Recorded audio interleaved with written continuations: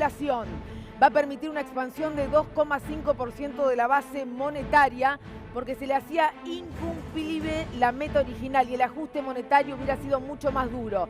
Llevó la tasa de referencia al 78%. A ver, para que se entienda un poquito, vos sabés que la intención del central y del gobierno en general era secar la plaza de pesos.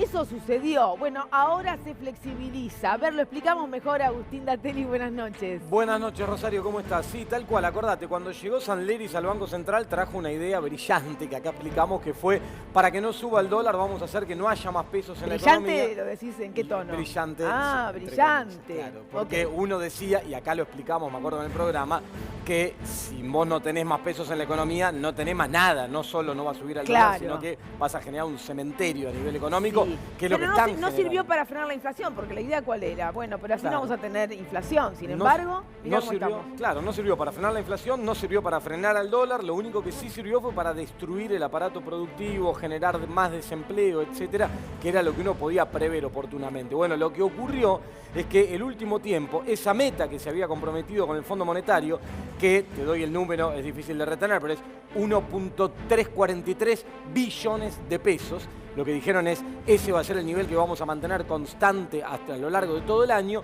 Bueno, ya lo habían pasado. Ya estamos arriba de 1.5 billones de pesos de la base monetaria, todos los pesos que están dando vuelta en la economía.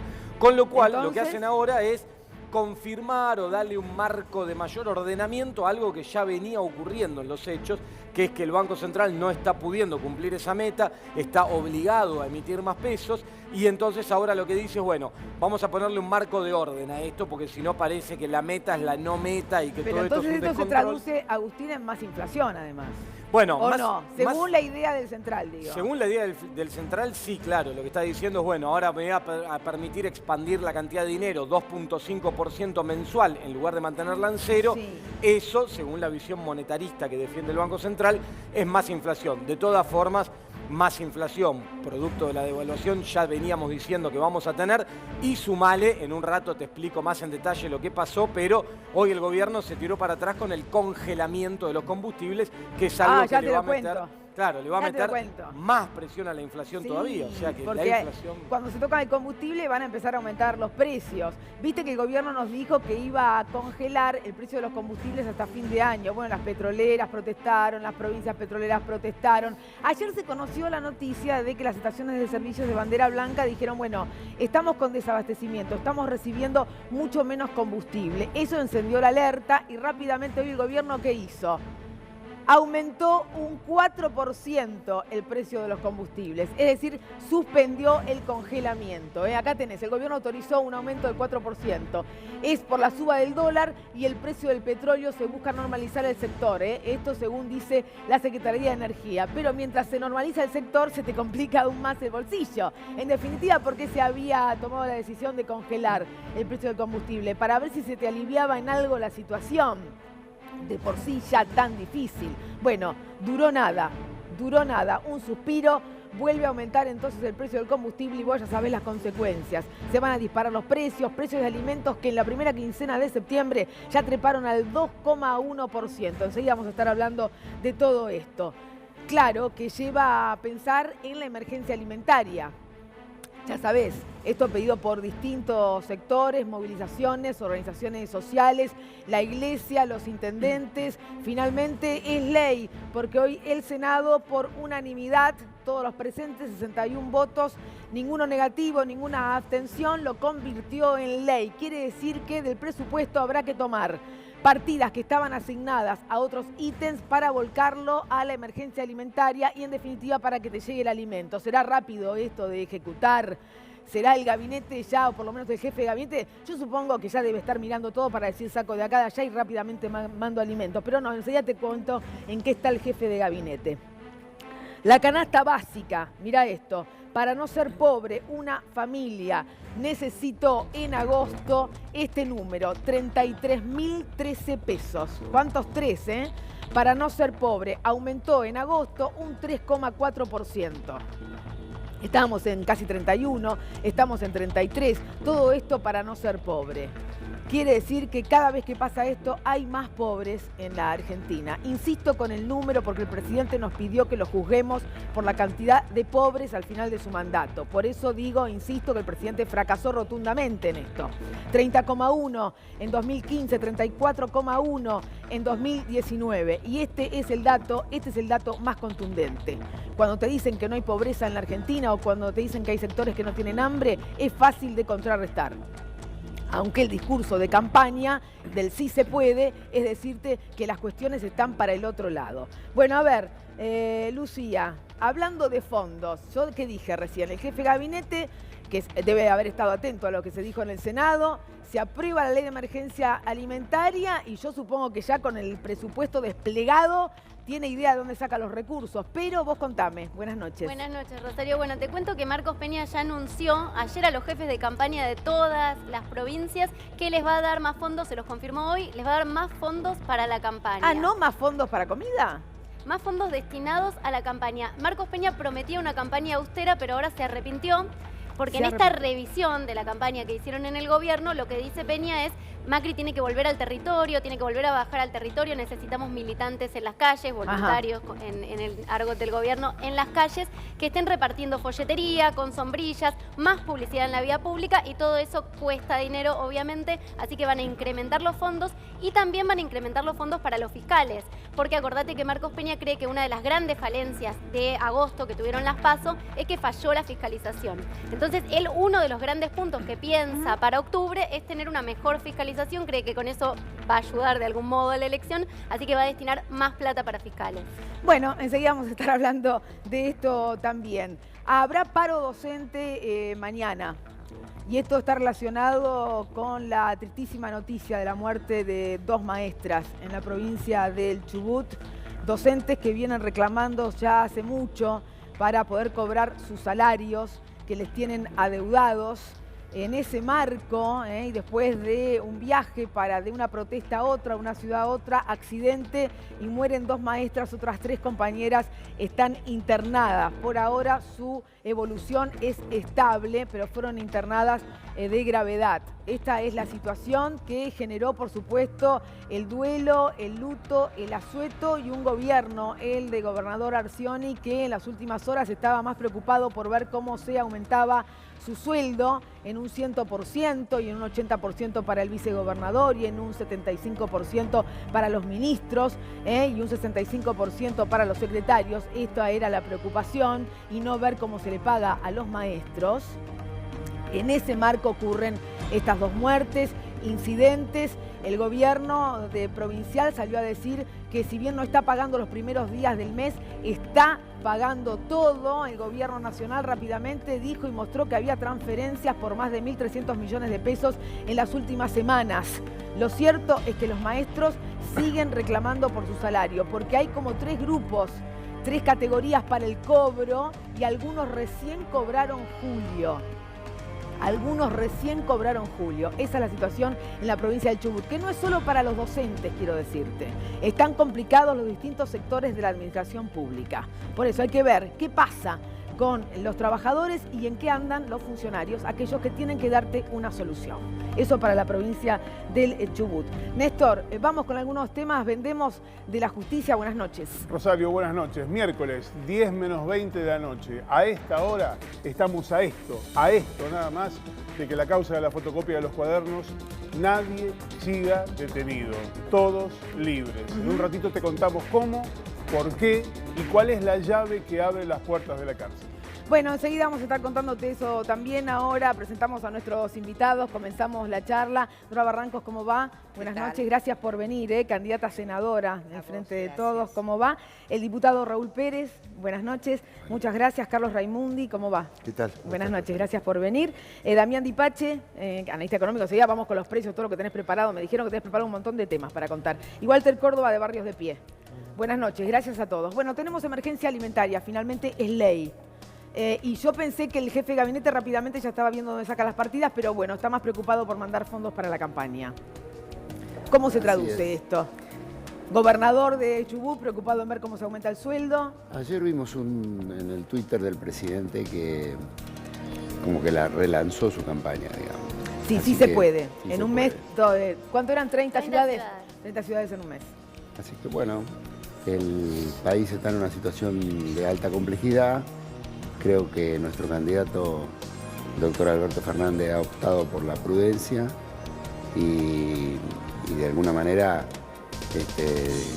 cumplir el mandato constitucional de la elección en octubre, ofreciéndole una expectativa a los argentinos que está puesta sobre la nueva mayoría que se va a conformar en diciembre y que bueno, que gobierne, digamos, los destinos del país vinculados a los intereses nacionales y populares y no evidentemente a cómo se ha venido desarrollando en estos 4 años. Ahora, Dora, ¿cómo se condice, digo, estas realidades? Los que piden comida, Que no se los que están condicen. pidiendo aumentos de sueldo, claro. Se pueden condecir.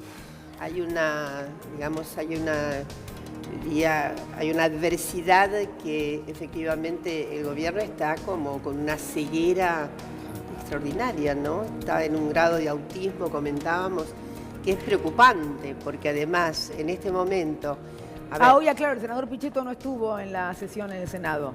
No estuvo. No, el senador Pichetto no estuvo. Porque tal vez hubiera sido el único voto contrariante, ¿no? Bueno, la verdad es que hay un problema de opciones.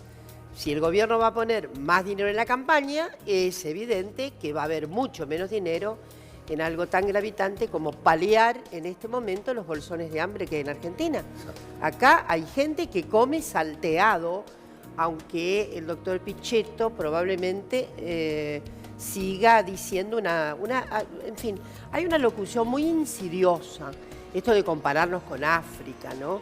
En realidad ya es muy insidioso compararse digamos, con todo un continente, y bueno, pero lo que queda muy claro que estamos frente a los restos brutales de una iniciativa política que siempre he dicho, me parece muy enjundioso llamar a esto que ocurrió modelo neoliberal. A mí me parece que fue un gran plan de negocios que termina catastróficamente por obra de una vorágine, inclusive de una cierta dialéctica, ¿no?, que hace que efectivamente se terminan fagocitando algunos actores en la escena. Y bueno, estamos frente a una catástrofe y la evidencia es para la mayoría, evidente, claro, y me parece que hay que avisarle al gobierno que el rey está desnudo. Bueno, habrá que avisarle porque no se ha dado cuenta. La pregunta es si alcanza con la emergencia alimentaria y en qué momento vos crees que esto se va a poner en práctica, ¿no? ¿Cuánto falta ahora para que se haga efectiva y reciban las raciones de comida? Sí, la realidad es que es importante el avance porque se puede contener a una población, a sectores muy vulnerables que permanentemente asisten a los comedores, a los merenderos, tanto comunitarios como escolares, porque hay familias que tienen que elegir entre el medicamento, entre pagar algún servicio, alguna boleta, o saltearse algunas comidas. La realidad es que es muy difícil. Creemos que es necesario que se implemente ya, que esa partida, ese presupuesto, ese aumento se implemente ya, que se reglamente esta ley y que demos curso a una serie de medidas que resuelvan la situación de los que menos tienen, de los sectores más vulnerables. La verdad es que hay familias que tienen muchas necesidades y este gobierno permanentemente se mostró insensible, alejado de los problemas del cotidiano de la gente. Está más preocupado por discutir cuestiones, no sé, de Europa o de otras cuestiones que no hablan de la necesidad de la gente de a pie, de los trabajadores. Tocó el bolsillo de las clases medias e intentó, mediante planes, contener a los sectores populares. La realidad es que profundizó cada vez más la pobreza, la clase media más empobrecida, y la realidad es que hoy por hoy esta situación se profundizó. La pobreza estructural en la Argentina se profundizó y es cada vez más amplia esa base de pobreza, ¿no? Ahora, ahí contábamos, Carlos, aumento del 4% de los combustibles. La Secretaría de Energía dice para normalizar al sector. Pero se había prometido un congelamiento de precios. Este aumento del combustible se va a traducir en más aumentos en los alimentos y en todos los sectores y más inflación. Entonces... Sí, bueno, sí, hay sectores que han ganado en todo este tiempo, han sido las grandes empresas vinculadas con la energía, el transporte, porque los precios estuvieron dolarizados. Así que un gobierno que al mismo tiempo niega el hambre y le da más ganancia todavía a los grandes monopolios, reafirma lo que ya sabemos.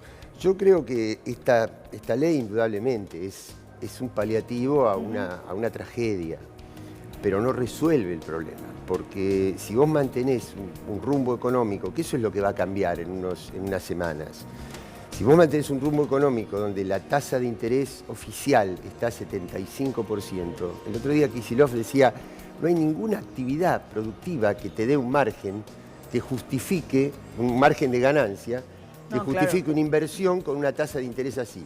Mantenés la apertura de la economía para que se importe todo, el salario aplastado, vas a tener cada vez más personas en situación de tener que necesitar de la emergencia alimentaria. Entonces lo que hay que hacer es paliar con la emergencia alimentaria, pero cambiar el rumbo económico, que es lo que vamos a tener después de las elecciones inmediatamente.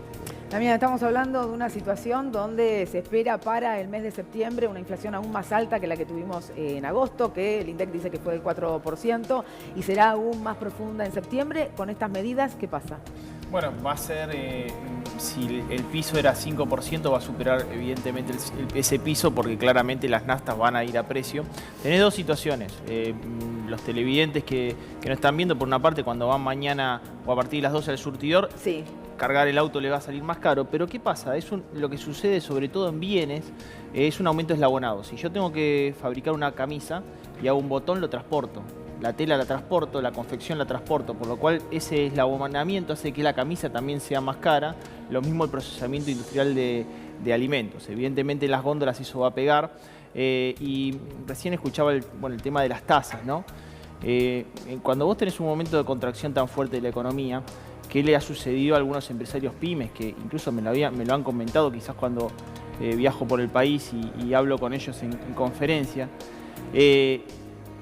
Sectores, por ejemplo, de alimentos, lo que hicieron a esta tasa, no les convenía producir y llevarla al mercado. Entonces, alguna parte de las líneas de producción, por ejemplo, una empresa de mermeladas, una línea no la producía. ¿Qué hacía? La ponía tasa. Porque la tasa le daba más del 60%. Más, ganaba más y la mermelada le daba 25% de margen. ¿Y con la tasa le daba? 75%. Bueno. Entonces, eso ha sucedido también a este nivel de tasa. No solamente el empresario trata de mantener su rentabilidad en un contexto donde los volúmenes de venta se le caen, la tasa para financiar su capital de trabajo es imposible y evidentemente este tipo de decisiones la tomaron muchos empresarios que uno decir, están especulando. No, están sobreviviendo. Porque ese empresario pyme, de no haber hecho eso, tendría un stock. No, yo hubiese cerrado como tantos otros, además. Bueno, claro, y tendría un stock en almacén porque no lo está pudiendo vender. Claro. Agustín. Sí, a ver, para entender un poco esto de lo de las naftas. Esto, acordate cómo fue. Primero, el gobierno había acordado, la Secretaría de Energía, con YPF, con las compañías del sector, un aumento del 4%. Después esto se frenó, se anunció el congelamiento. ¿Vos te acordás que acá, el día que se anunciaron un conjunto de medidas dentro de las cuales estaba el congelamiento, a última hora parecía que el congelamiento no, que se lo negaban, que se levantaba, que no entendíamos lo que estaba pasando, que la Secretaría de Energía decía, bueno, eso era un papelón ese mismo día darlo vuelta, pero había un reclamo muy fuerte de las empresas que el gobierno estaba incómodo en no atender. El reclamo de las empresas en este contexto inflacionario que estamos viviendo en Argentina. Lo que ocurrió en las últimas horas es que encontraron la excusa. Lo que pasó es que ahora encontraron una excusa en el hecho de lo que ocurrió el domingo. Viste que el domingo hubo un ataque con drones en unos pozos petroleros en Arabia Saudita. Aumentó el precio del petróleo. Entonces el gobierno dice, dado el contexto internacional de aumento del precio de referencia, tenemos que hacer esto. La realidad es que los precios saltaron ese día, se reacomodaron, hoy están $2 por encima de lo que valía antes de esto. Ese no es el argumento. No es el argumento, es una excusa. Acá en la Secretaría de Energía dice que es para normalizar al sector. El tema es quién nos normaliza a nosotros. Claro, ¿Hay alguien que nos normalice? Ahí tienes dos variables, Saúl. Una es que subió el tipo de cambio en el medio y tuviste esta situación que quizás fue la excusa. Pero tenés una situación que este congelamiento, que en definitiva ajusta un 4%, vence el 13 de noviembre. O sea, el 13 de noviembre, que el gobierno va a estar en gestión, va a tener que tomar una decisión. ¿Qué le piden las petroleras? Que aumenten 40%. 40%. 40%.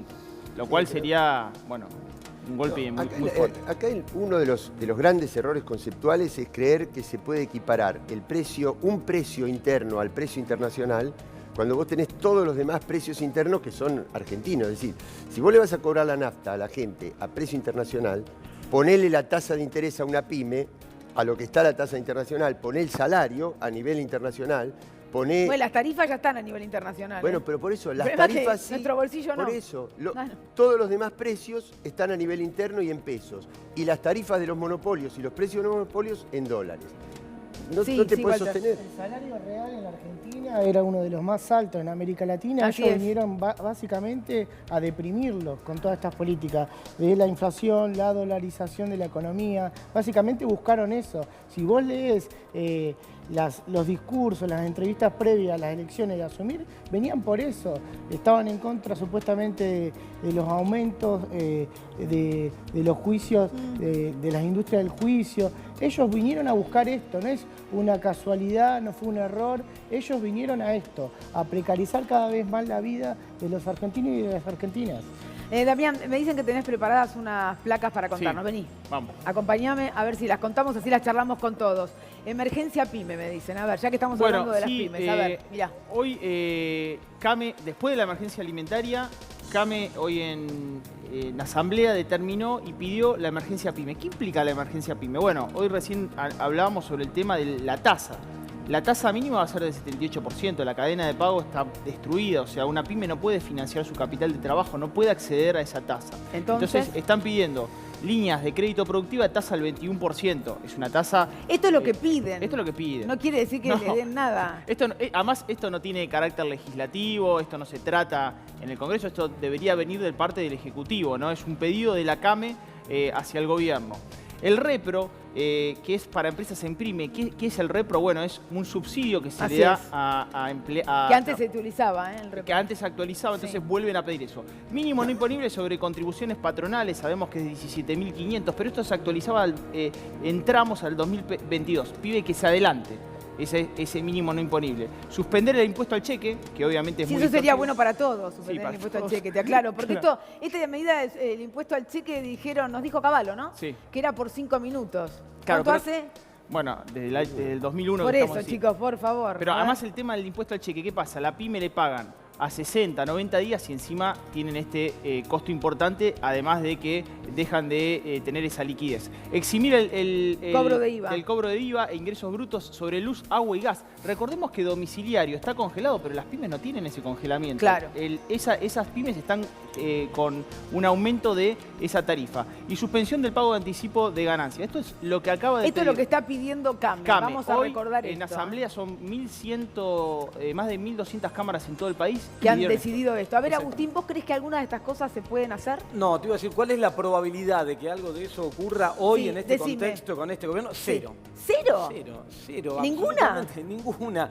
A ver, no tenés margen hoy para que nada de eso ocurra. Lo que vos necesitas acá es un giro de la política económica en 180 grados. O sea, lo que necesitan las cámaras, y es cierto que hay que revisar después la situación tributaria, la estructura de impuestos en Argentina está muy Sí. distorsionada, todo eso es verdad. Sí. Pero lo que vos necesitas es generar demanda, generar consumo, que la capacidad ociosa que hoy es casi del 50%. Pero en para eso algunos tenés sectores, que generar trabajo y que la gente tenga dinero en el bolsillo. Sí, tenés Si no, que no hay insertar manera, dinero en ¿eh? el bolsillo, tenés que recuperar el poder adquisitivo de los salarios, por eso va a hacer falta un gran consenso social. ¿Este gobierno puede llevar adelante eso a esta altura? Bueno, evidentemente no, pero hoy, dado como está en la situación con este gobierno de acá hasta fin de año, no hay ningún margen para que nada de eso ocurra porque están operando un conjunto de restricciones que no te permiten que eso vaya a pasar. Vos imaginate, vamos a tomar cualquiera, eliminar el impuesto al cheque. Sí. ¿Quién se va a hacer cargo del impacto que eso tiene sobre las cuentas fiscales y el alejamiento más todavía de las metas que este gobierno acordó con el Fondo Monetario? O sea, no hay ninguna chance de que esto pueda ocurrir. Entiendo el reclamo de la Cámara Sí. en el marco de la situación de crisis que hoy estamos atravesando, pero acá lo que hace falta es un giro absoluto de modelo económico. En eso Si no, no tenés estamos chance. de acuerdo. Ahora, fíjate qué pasa, vamos a compartir esto, Damián. ¿Qué pasa cuando alguien está ofreciendo un puesto de trabajo? Mira esto.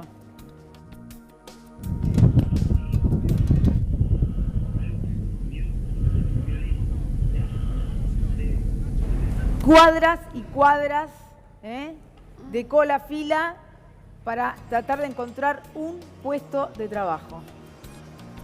¿Viste? Cuando hay un puesto de trabajo, también hay mucha gente que va, digo porque la ministra Burrich dice que la gente que no busca trabajo porque va a las marchas. Mirá cuánta gente. Y sigue, ¿eh? Y sigue, mirá.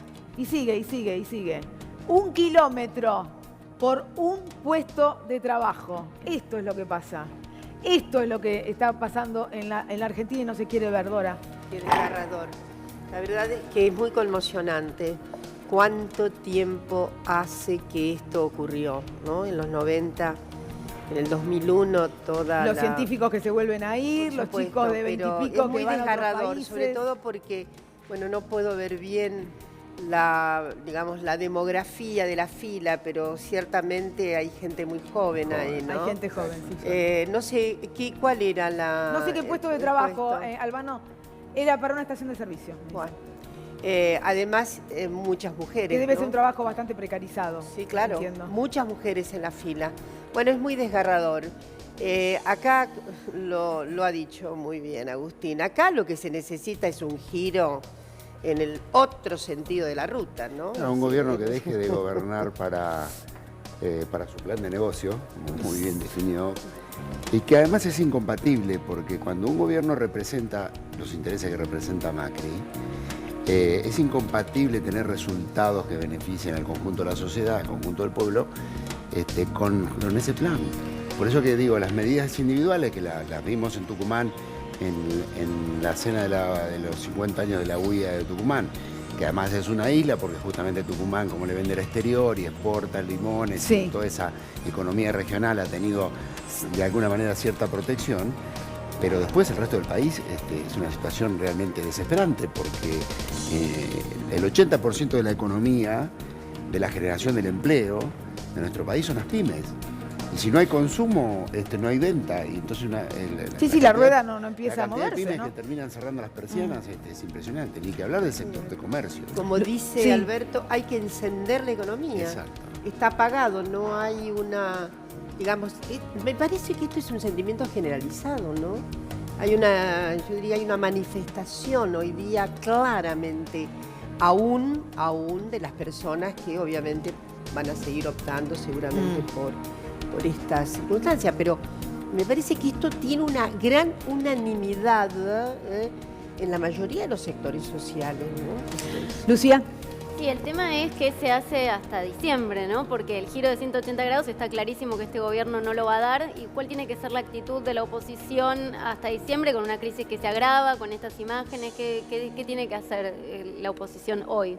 Carlos. Y bueno, lo que pasa es que hay un cronograma electoral, hay una ley que hay que respetar. Yo creo, porque lo que la fórmula de Alberto Fernández con Cristina está haciendo es tratar de reconstruir la credibilidad en una fuerza política. Porque la verdad que Macri ha intentado tomar medidas. Por ejemplo, bajar el IVA a la canasta básica. Sí. Y sin embargo, se incrementó la inflación. El congelamiento no lo pudo conseguir. El bono no se lo pagan. Entonces hay un gobierno que no tiene ninguna credibilidad de los actores sociales ni de los actores económicos. Ahora, ¿qué cosa dice que eso mismo no lo van a hacer con otro gobierno? Es la capacidad de convocatoria a los sectores productivos. Ahí es donde yo veo el mérito, la virtud, porque si solamente fuera un cambio de fuerza política, nada garantizaría que una nueva fuerza política por sí misma tenga esa credibilidad que el gobierno actual no tiene. Ahora, si esa fuerza política, que es lo que está haciendo Alberto, convoca, como hizo en Tucumán, como hizo en Córdoba, como está haciendo en la provincia de Buenos Aires y en todo el país, a los actores productivos, convierte esa fuerza política en fuerza social, en fuerza sindical, en fuerza de las pequeñas y medianas empresas, en fuerza de los sectores productivos. Y eso es lo que va a cambiar en el país. Ahora, magia en estos 30 días, ¿cómo haces? ¿Quién tiene esa respuesta? Ahora, también hay un peregrinaje de muchos sectores que van a ver al candidato a presidente del Frente de Todos. Y si es el que tiene la autoridad en este momento. Y además, con eso construye autoridad para discutir con los acreedores. Porque también está el problema de los condicionamientos que te pone la deuda. ¿Cómo enfrentás eso? Si tenés una fuerza social representativa detrás, si tenés los sindicatos, si tenés las empresas. Los gobernadores. Los gobernadores, los intendentes. Y esa es la convocatoria, ese gran acuerdo social de responsabilidad social que se está convocando. Sí, Rosario, a mí me parece que hay algo que dijo Alberto Fernández que para mí es clave, Y tiene que ver con una parte política, que él dijo, yo voy a terminar con la grieta. ¿Y qué sería terminar con la grieta? Bueno, que si en el caso de ser presidente elegido por los argentinos el 27 de octubre, el 28 de octubre tenga diálogo inmediato con Mauricio Macri. Y haya un modelo de transición, porque son 3 meses, hoy son 3 meses, queda muchísimo tiempo. Entonces a mí me parece que eso va a ser clave, porque la realidad es que el desgaste de acá hasta el 10 de diciembre es fuerte. O sea, algunos aventuran que se podría adelantar la entrega de mando. No la elección, sino no la la elección, entrega, sino la entrega de mando. ¿Lo ven claro, posible porque eso? Yo creo que sí. ¿Sí? A ver, necesitamos un poco más de técnica jurídica y sobre todo de entendimiento constitucional. Pero más o menos que la biblioteca dice que después de elegido el 27 de octubre, el presidente tiene toda la legitimidad como para que haya así ahí se abra una instancia en la que pueda haber 1, 2 o 3 salidas completamente legales. Y bueno, porque es verdad, digamos, el día 27 de octubre yo estoy absolutamente segura, la candidatura Alberto y Cristina se imponen por amplia mayoría, yo creo que...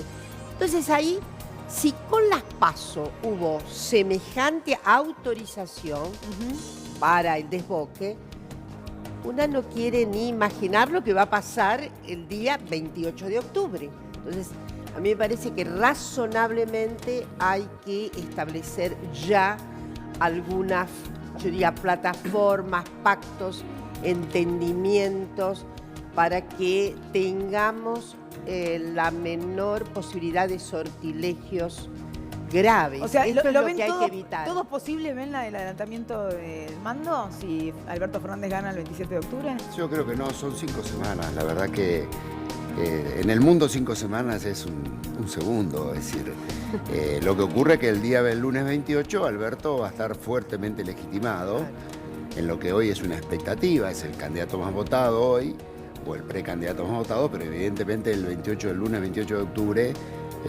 Alberto va a salir fuertemente legitimado. Lo que sí le asiste ya la corresponsabilidad de armar una transición. Yo sinceramente creo que nosotros tenemos que apegarnos claramente a la Constitución, claramente a sus leyes, y en eso Alberto ha sido... Y no adelantar la entrega de porque mando. por otra parte las maniobras... Por ahí Dora dice que No, puede haber perdón, una... Raúl, yo de ninguna manera estamos violando la ley, insinuando. Claramente. Digo, Lo hay que- algo lo que que, pasa que puede la- estar completamente ajustado No, claro, pero- en, digamos, alternativa 1, 2 y 3. seguro. Si la situación tiene... Lo amerita, digamos, ¿no? Sí, lo Sí, amerita. claro. Es lo único Los días que... posteriores al 11 de agosto fue tan destemplada la actitud del presidente en términos de discurso, en términos de reproche a la sociedad. Es decir, tuvo una actitud que no genera en la oposición ninguna confianza, ni siquiera asumir la responsabilidad de dónde está el país hoy. Entonces eso hace que toda la oposición, que hoy es más de 2/3 de los argentinos, o sea, el nivel digamos, de plebiscito que significó esta elección, hace que también se genere una gran desconfianza por el estado de conmoción que generó el gobierno. Bueno, el gobierno le asiste el derecho de relanzar su campaña, lo que no tiene que perder la perspectiva, como decía Raimundi, del estado que está la sociedad y del hambre que es cotidiano, ¿no es cierto? Así que bueno. Néstor. Para un eventual adelantamiento de la entrega del poder hace falta una acción positiva que, solo mencionarlo, causa escozor. Tiene que renunciar Mauricio Macri y tiene que reunirse en la Asamblea Legislativa para nombrar a quien complete su periodo presidencial, así sea una semana o un día. No puede pasar una sucesión presidencial dentro del término que corresponde si no hay una renuncia del presidente. Es decir, en este escenario que estamos barajando, para que haya un adelantamiento del poder, Mauricio Macri debería renunciar a la presidencia. Bueno, ahí está. Aclaramos algo de lo que dice la Constitución. Sí, Walter. Sí, yo creo que las elecciones de alguna forma expresaron un resultado. Alberto es virtualmente el presidente, ¿no? Seguramente en cinco semanas eso se va a ratificar.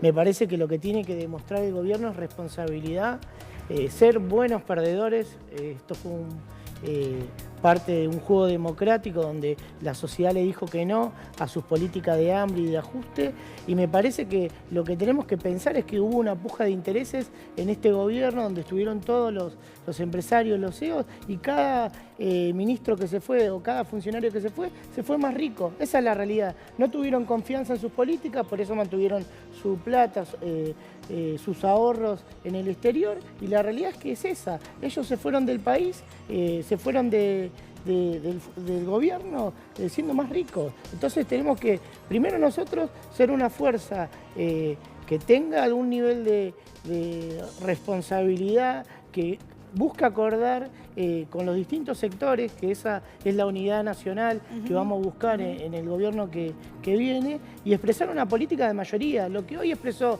el gobierno de Mauricio Macri desde hace 3 años y medio, 4 años para esta parte, es una política de minoría, de élites. A ver, tenemos otros datos contundentes de la economía, caída de la industria, Agustín. Sí, tal cual. Se confirmaron hoy datos que dio a conocer una fundación fiel, una fundación privada, que sigue un indicador de cerca desde hace mucho tiempo vinculado con la evolución de la industria.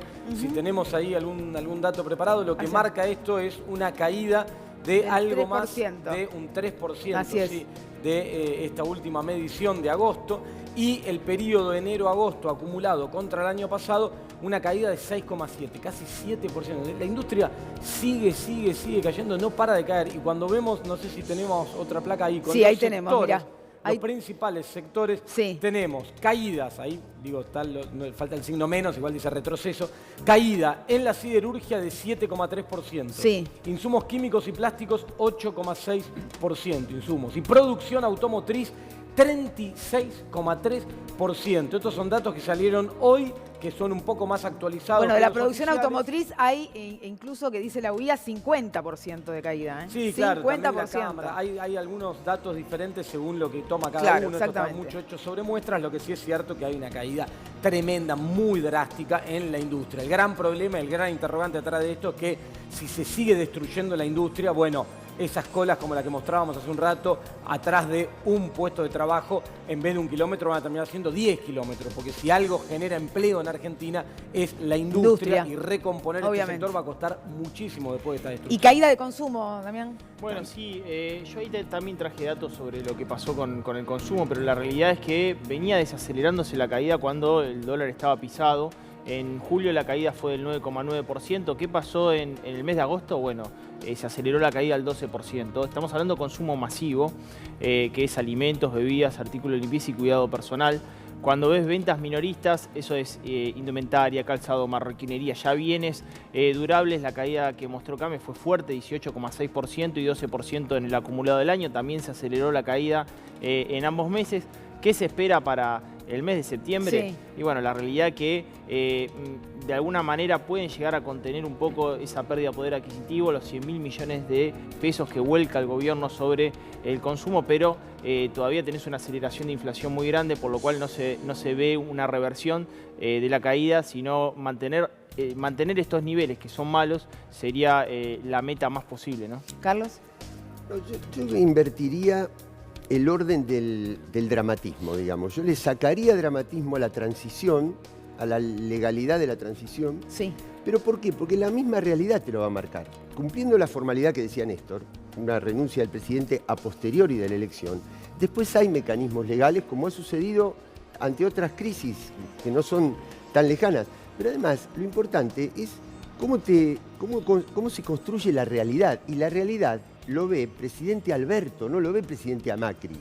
Y esa realidad va a contribuir a sacarle dramatismo al proceso de transición. Lo dramático son estos indicadores, porque estos indicadores uno los traduce en una estadística, en una cifra, pero son hambre, son puestos de trabajo, son padres y madres de familia que llegan a la casa y no tienen qué llevar a la casa. Eso es lo dramático, no lo otro. Y una palabra sobre algo muy importante que dijo el compañero sobre la grieta, porque es cierto, yo creo que Alberto le ha impreso, y la propia Cristina, en una actitud diferente, en una actitud donde comprende una nueva etapa, le están imprimiendo a este proceso un tono de mucho más diálogo, de mucho más convocatoria, de no de no dejar lugar a la prepotencia, ¿no? A eso de yo tengo la verdad, no, a convocar a todos. Ahora sí hay una grieta que esa sí no se puede negar.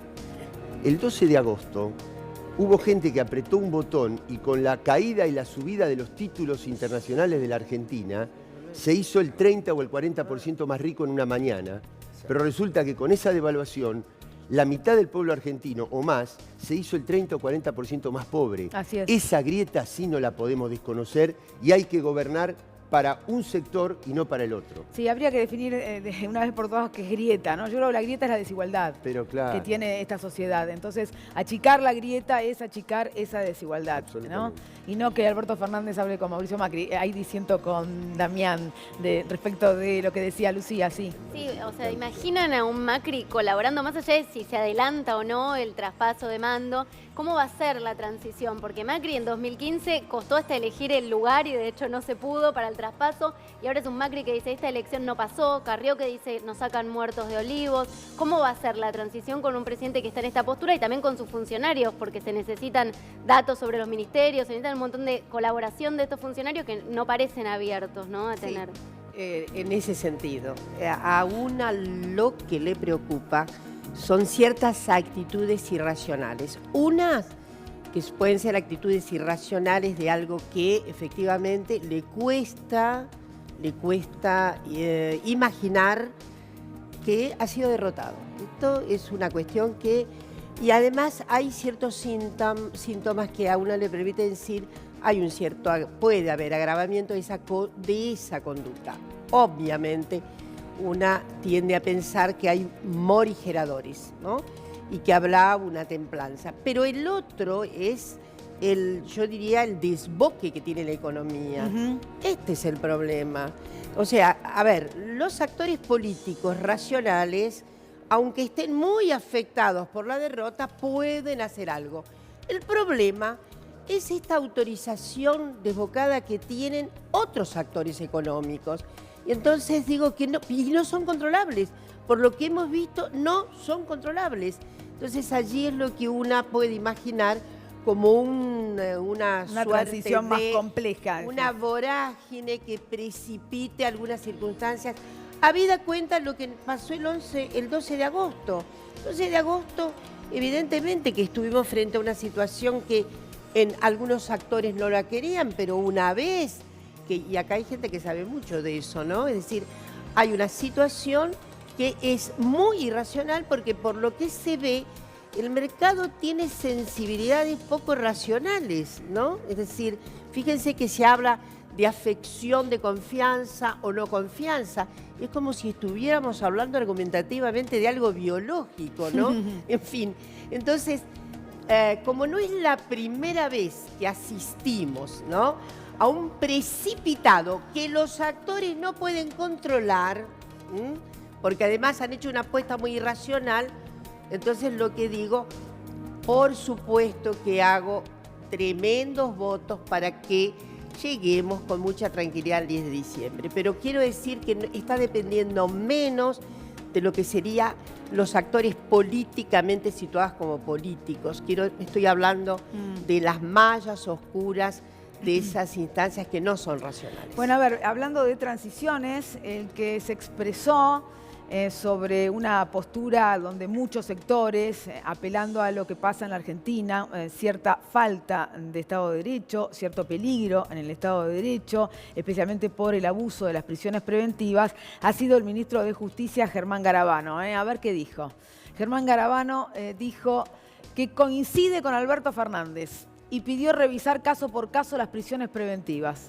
No sé si querrá pensar en quizás dice, soy ministro de Justicia y voy, capaz que me quedo. Es preventivo, me parece muy adecuado. Quizás el ministro quiere quedarse con, si Alberto Fernández es presidente, Néstor. Es preventivo, me parece. Porque antes no lo había dicho. No. Yo desconocía esta expresión del ministro Garabano, no Te me queda sorprendí, más que ¿viste? calificarla de insólita, no más que eso.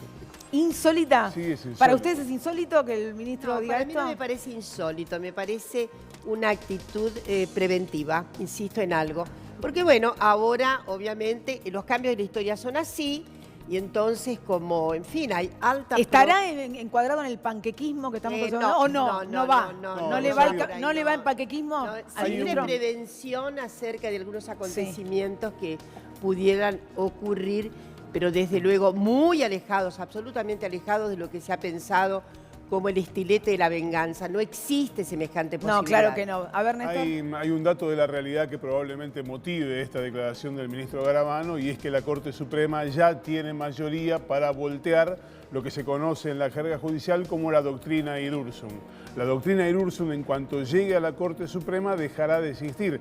La doctrina Irurzun, lo explicamos brevemente, indica que una persona debe ir presa, un exfuncionario público, porque puede haber conservado un poder residual sobre el cual incidiera en el trámite de una causa. De esta manera fue preso Julio De Vido, porque como era diputado y había sido ministro, tenía un poder residual que podía ¿Y esto no había llegado a la Corte todavía? Esto no llegó a la Corte por vía de un recurso extraordinario. Hubo algunos episodios sobre las excarcelaciones, pero la Corte nunca se dedicó a esto. Pero pudo haber opinado, ¿no? La Corte antes. Pudo haber opinado, también allí juegan los tiempos políticos. Ahora sí. Lo concreto es que al primer caso concreto que llega a la Corte de un detenido por la doctrina Irurzun, la Corte dirá, ya tiene mayoría, al menos hoy hay 3 votos, que dirá que la doctrina Irurzun es inconstitucional. ¿Irurzun es uno de los que se menciona como algunas personas del Poder Judicial que pueden alejarse? Irurzun es uno de los que está en condiciones de acogerse a la jubilación. Creo que tiene el beneficio concedido, pero está suspendido el cobro.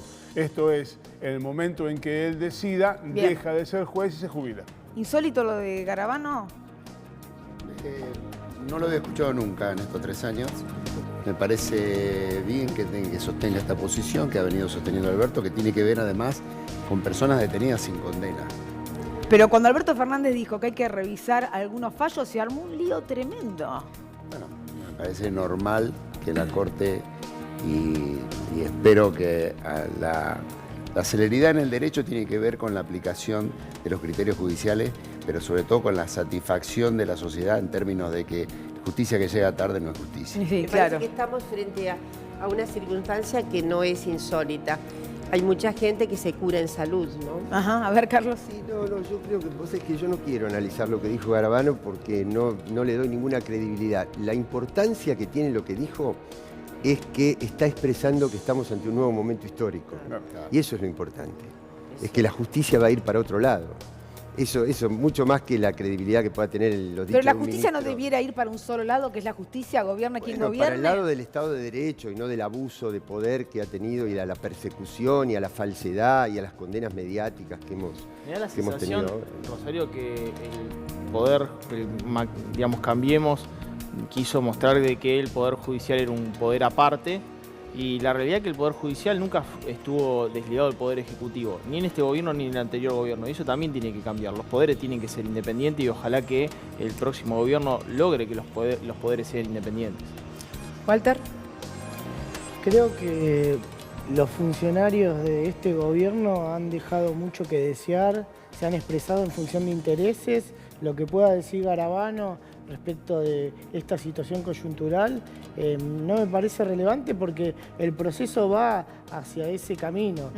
Creo que hoy muchos están buscando cómo figurar, cómo salvarse, cómo reacomodarse y es lo que estamos viviendo.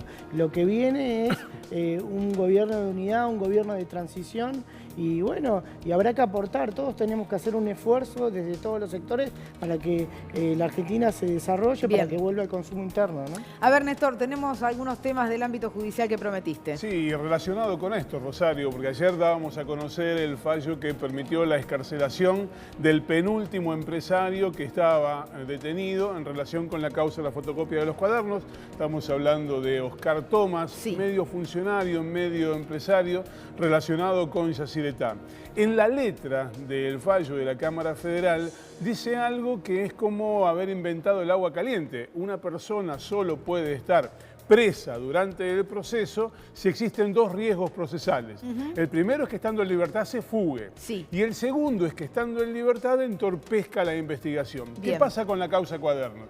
Está terminada la investigación. De hecho, gran parte de la causa está Por lo en tanto, no juicio la podés electrónico. entorpecer, Tal porque cual. ya se terminó. Entonces, lo que dicen los imputados es, bueno, si no hay riesgo de entorpecimiento, garantizamos que no me voy a profugar y déjenme en libertad. Y en esas condiciones, al igual que Tomás, hay varios empresarios, abogados y sobre todo exfuncionarios que están en condiciones de quedar en libertad. Por eso decíamos, si en esta causa, que fue presentada como el mayor escándalo de corrupción de los últimos tiempos, podría pasar que al 10 de diciembre no hubiera nadie con prisión preventiva. Mira, tenemos una placa con la lista de quienes podrían quedar en libertad. Lo vemos. El primero de ellos es el empresario Gerardo Ferreira, el dueño de Electroingeniería, también de Radio del Plata y de 360 TV, quien está en prisión domiciliaria. Bueno, él va a plantear, a partir del fallo Tomás, también su excarcelación. Uno de los abogados detenidos es Miguel Ángel Pló, también en prisión domiciliaria, con los mismos argumentos. Y aquí arranca la lista de los exfuncionarios. Mira, tenemos allí a Juan Pablo Schiavi, que está condenado por la causa de 11, pero que no tiene condena por la causa de los cuadernos. Exactamente igual que Julio Devido, condenado por una, pero en esta no tiene ninguna restricción. Y el otro es Roberto Barata. Roberto Barata no tiene condenas en su contra. Y aquí viene el último de los nombres importantes. La expresidenta Cristina Fernández de Kirchner tiene una prisión preventiva decretada por el juez Claudio Bonadío y confirmada por la Cámara. No se concretó porque la protege la inmunidad de arresto de sus fueros. Con este nuevo criterio, que en realidad no es nuevo, es el de siempre. Claro, ahora, es el criterio que se tuvo que haber aplicado en realidad. Tal cual. Ese criterio que ahora subrayan también podría, vamos a decirlo en potencial, caer la prisión preventiva en la causa Cuadernos de la expresidenta. Hay otra cuestión, porque cuando hablamos con el doctor Ubeira, con el abogado, él lo que dice, además de esta cuestión, abogado de Oscar Tomás, al que hacíamos referencia recién, él dice directamente lo que va a pasar con la causa de las fotocopias de los cuadernos es que va a ser toda nula la causa. Claro. Más allá de estas cuestiones puntuales que estamos diciendo. Él considera que lo que va a dejar de existir es la causa de la fotocopia de los cuadernos, Néstor. Claro, pero esa será una etapa posterior. La causa está en camino a juicio oral y público, no tiene fecha, obviamente no va a ser antes de fin de año, y antes de que arranque el juicio habrá una serie de planteos de nulidades que ya se plantearon en primera instancia ante el fiscal Carlos Stornelli, ante el juez Bonadío y también ante la Cámara y que fueron rechazados. Ahora hay otra instancia. Es un tribunal oral, un tribunal colegiado con otros jueces que no intervinieron hasta ahora, que van a revisar todas esas nulidades. Y esta posibilidad que contaba el doctor Ubeira es una de las que está en el tablero. Carlos. No, mira, a mí, como conclusión, digamos, hay una cosa que me obsesiona y es que como pueblo, en 3 décadas, es la tercera vez que nos pasa. Que no nos olvidemos de dónde nos lleva esta política y que así como acuñamos el concepto de dictadura cívico-militar y le dijimos un nunca más a la parte militar de la dictadura, le digamos nunca más al neoliberalismo como política económica, porque nos va a volver a pasar esto. Pero es que hay un sector, un núcleo importante, que son los votos que tiene el presidente de la Nación, que cree que ese es el camino, Carlos. Sí, bueno, entonces puede históricamente ha habido ese porcentaje, claro, pero que nunca más volvamos a apoyar mayoritariamente. Hay un porcentaje que ha defendido eso desde que la patria es patria. Sí. El tema es que no lo apoye el pueblo, que tengamos la memoria de decir nunca más también a esto. Quizás habría que ver por qué alguna parte del pueblo apoya eso. Es largo. Es un análisis un poquito más profundo. Es muy interesante, pero lo podríamos hacer hay razones, entiendo yo, para eso. Dora. Sí, yo creo que es compleja la situación del núcleo ese duro, que todavía abastece los sentidos de implantaciones de modelos neoliberales. Insisto, este es muy particular. Pero bueno, está en el conjunto, está en la tasa de significación de modelos neoliberales.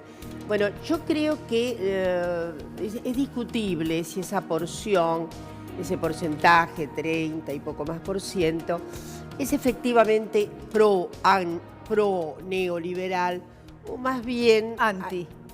Es más bien anti otras. Antiperonista, por ejemplo. Vamos a decirlo francamente.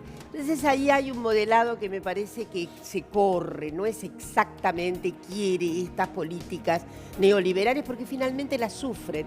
Y las sufren más que antes, porque como decía un querido stand-up, ahora ni siquiera se pueden quejar, ¿no? Es decir, están tan contritos, antes sufrían porque estaba Cristina, que era... Y ahora tampoco pueden manifestar su profunda tristeza, aunque siguen haciendo apuestas. Bueno, me parece que las y los cientistas sociales tenemos mucho a indagar respecto de esos imaginarios relativos a por dónde coagulan sentimientos pro y contra. Sí, lo que habría que analizar es por qué hay un sector de la población que no responde a Claro, estas yo características creo que sí de trabajadores, por ejemplo, que apoyaron No, estas políticas. Hay un sector que obviamente, el sector de la economía concentrada, que va a pensar. Bueno, no le podemos pedir peras al olmo. El asunto es ciertos conjuntos sociales que tienen a veces unas identificaciones extrañas y es una identificación extraña a menudo identificarse con el agresor. Es una identificación extraña, pero existe. Freud la analizó mucho. Sí, así es. Entonces, bueno, ¿qué le vamos a hacer? No es la primera vez que, lo he dicho tantas veces, las poblaciones, muchas poblaciones, votan contra sus intereses. Luego se dan cuenta, ¿no? No persiste esa... Sí, lo que pasa es que se cuestión vino imponiendo en el mundo, es largo esto, ya tengo Sí, 2 es minutos de largo, programa, pero se vino imponiendo en el mundo esta teoría de la meritocracia. Ajá. Entonces, que viene ya de Margaret Thatcher en el Reino Unido, con Rajoy en España, con Macri en la Argentina. Sí, Raúl. No, muy poco lo que puedo después de semejante intervención, pero evidentemente es como que tenemos que también tener un replanteo cultural. Es decir, los desafíos que comienzan en diciembre son tremendos en materia económica, externa y obviamente interna. Sí, claro. Pero también tenemos que hacer un esfuerzo, como dijo allí el joven, en plantearnos otras variantes y, ¿por qué no, evolucionar también culturalmente respecto a esta grieta, digamos, desde el punto de vista comunicacional, donde yo creo que los argentinos tenemos que trabajar sobre otro reencuentro, esa convocatoria que nos plantea Alberto mucho más amplia, y en vez de plantear este Ministerio de la Venganza, yo me gustaría plantear un Ministerio de la Reconciliación. Bueno, ahí está, a ver, Damián. No, yo Cortito porque tengo sí. 1 minuto para los dos. No, a mí me parece que Argentina tiene que plantearse cómo generar riqueza y la riqueza incluye. Y me parece Sin que... duda. En Y la distribución de la riqueza incluye más. Y la distribución de la riqueza incluye más.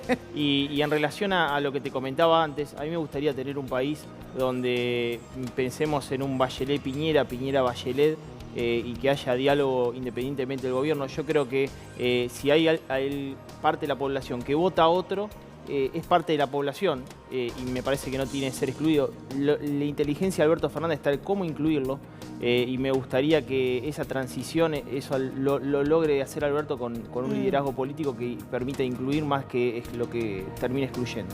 Walter, cortito. Sí, creo que conocimos el neoliberalismo, nos opusimos a estas políticas de ajuste y lo que se abre para adelante es oportunidad, nada más. Ver otro horizonte y cambiar esto que no nos gusta. Nos vamos, 22:30 y tengo que entregar el programa. Han sido todos muy amables, muchísimas gracias. Nosotros nos vamos hasta mañana a las 21 porque seguimos contándote que hay otra historia. Hasta mañana, gracias. Eso quiere decir que hay otra historia, la verdadera historia. Quien quiera oír